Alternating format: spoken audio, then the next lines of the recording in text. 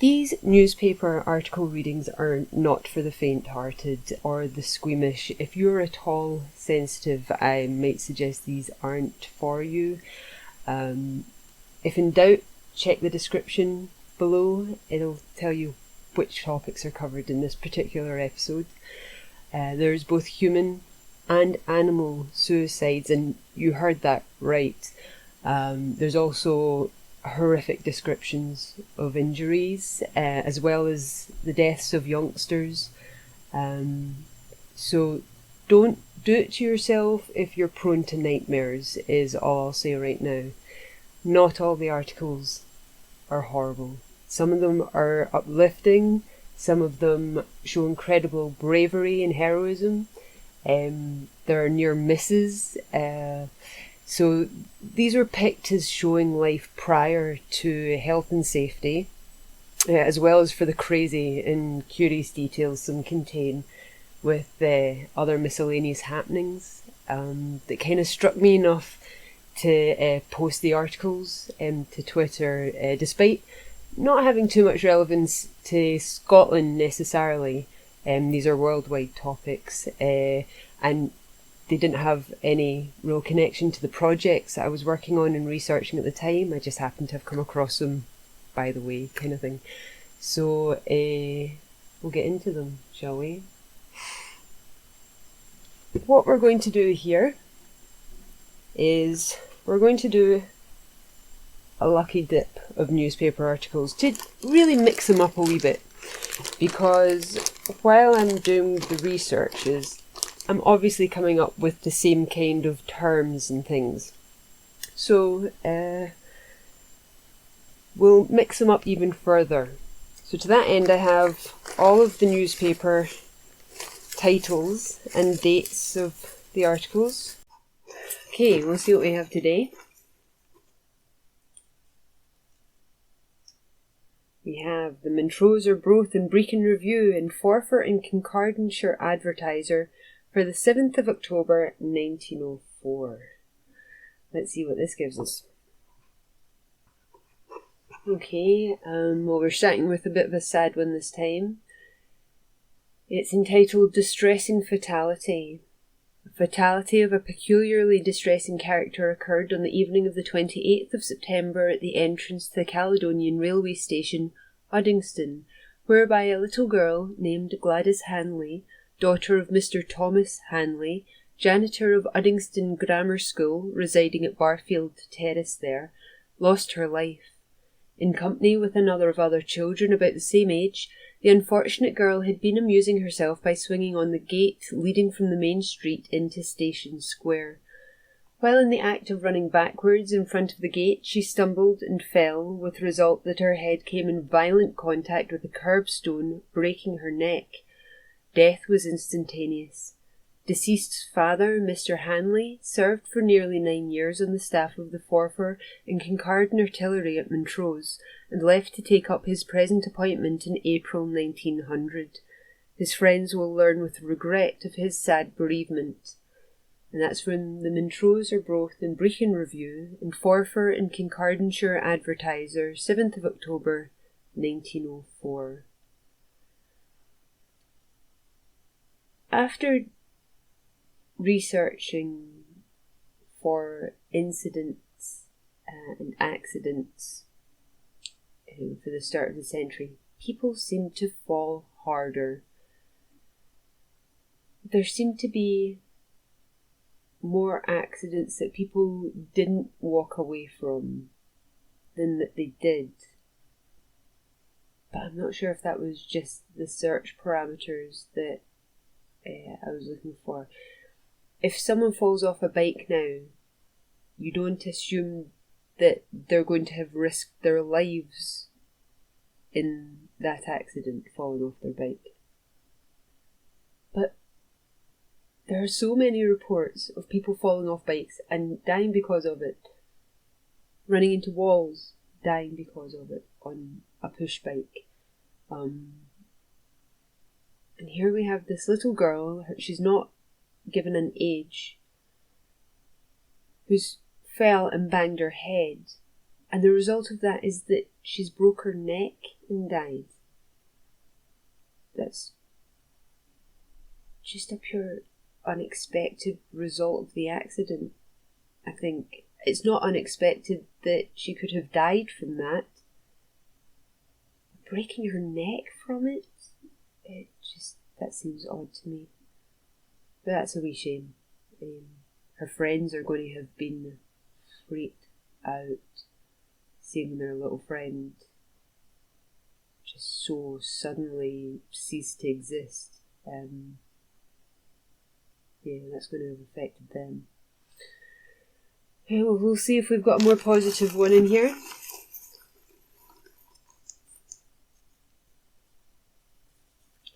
We have the Northern Times and Weekly Journal for Sutherland and the North for the 8th of December 1904. We'll see what this has. Okay, this is a short one. Oh my goodness, this seems like it's another in fairly the same vein as that we've just read. We have Miss Mary Eleanor Parker, 46, sister of Dr. Parker, medical officer for Lancaster, was about to go shopping on Saturday when she remembered that she left a note upstairs. She went to get it, and in coming downstairs tripped and fell headlong to the bottom, fracturing her skull and dislocating her neck. Death was instantaneous. As a train was entering Streatham Hill Station, London, a well-dressed young lady threw herself from the platform in front of the engine and was cut to pieces. And those articles are from the Northern Times and Weekly Journal for Sutherland and the North for the 8th of December 1904, and apparently they ran one straight on to the other, because I've not given any notations to suggest they didn't. So those are two quite short, sharp articles, aren't they?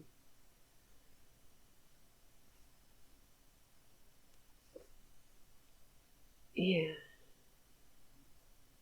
There's unfortunately a lot of suicides reported. They're not usually reported in the form of one sentence like that one is.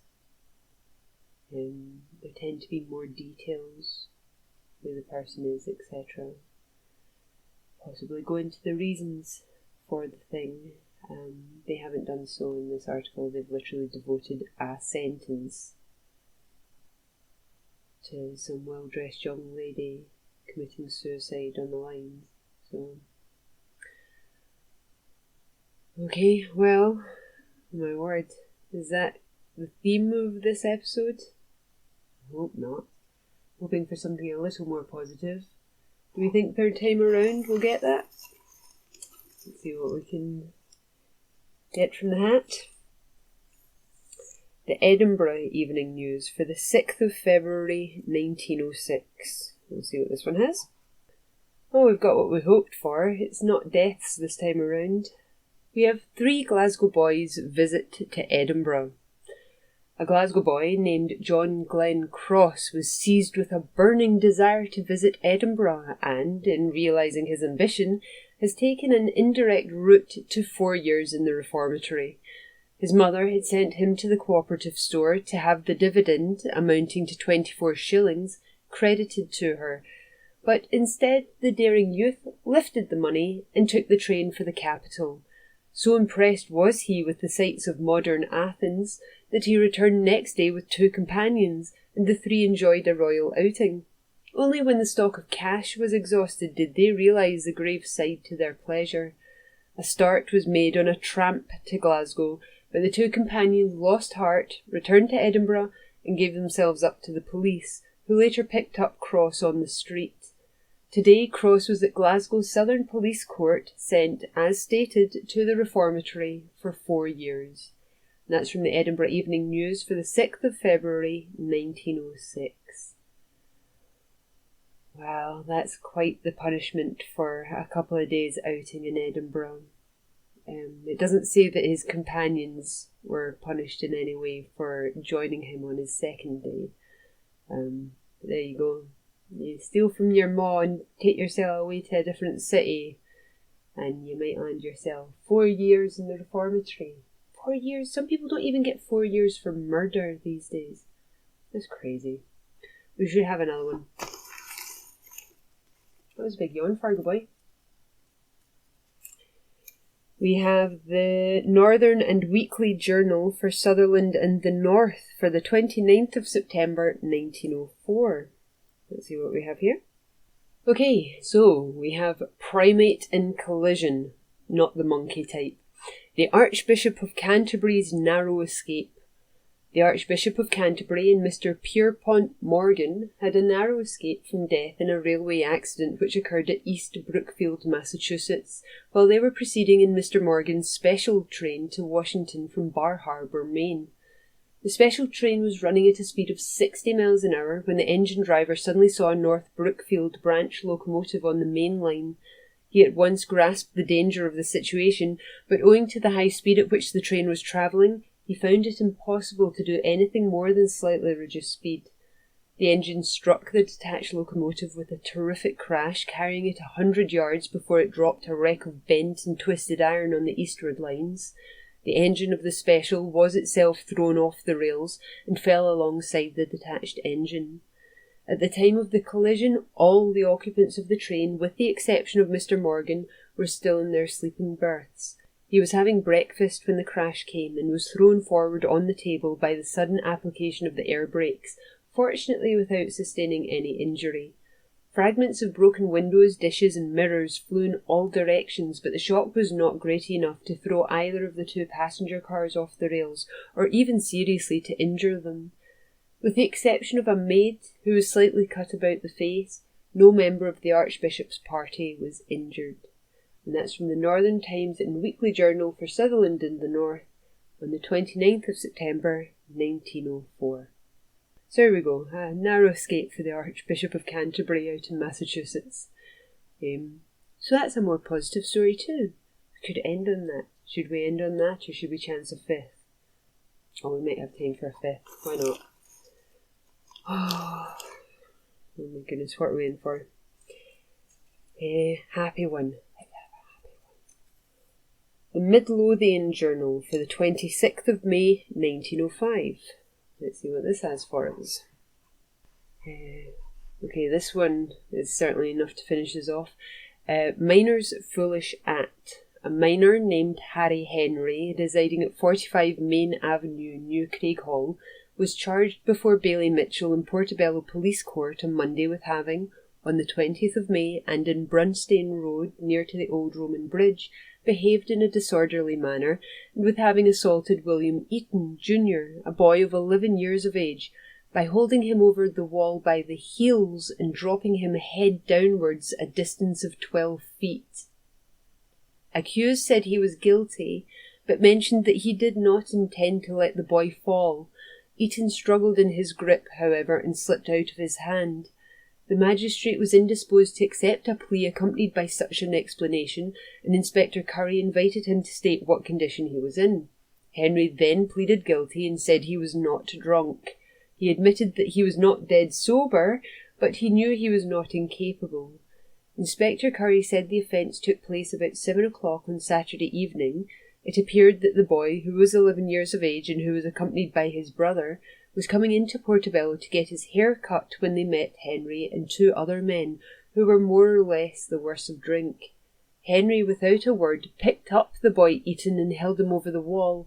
In one place there was nearly a drop of 30 feet, but at this particular spot it was only 12 feet high. Whether accidentally or intentionally, the boy was dropped, and although he screamed at the pitch of his voice, accused walked away. The tenant of the ground living in the house nearby found the boy lying on the ground bleeding severely from the nose. Fortunately today the lad did not seem to be much the worse, but that was not due to the accused, for it seemed almost a miracle that the lad's neck was not dislocated. The magistrate considered the case quite a serious one, and the accused had placed the boy in a position in which he had no right to be. He imposed a fine of £2, with the alternative of 14 days imprisonment. And that article is from the Midlothian Journal for the 26th of May 1905. What the hell? Who picks up a random child on the street and holds him over... Oh my god, dropping him 12 feet upside down? Oh, what a fright that kid's going to have had. Like, and it could have been worse, it could have been 30-foot drop. The hell is wrong with that guy? He should have been jailed just purely for assault. Like, not a £2 fine, mind you. £2 was quite a substantial amount of money back in the day. But, what? Like, seriously? That's... Well, you can see how that article has obviously grabbed me enough to post. Because that's craziness. Okay, and that craziness ends this episode. So, we may see you next time.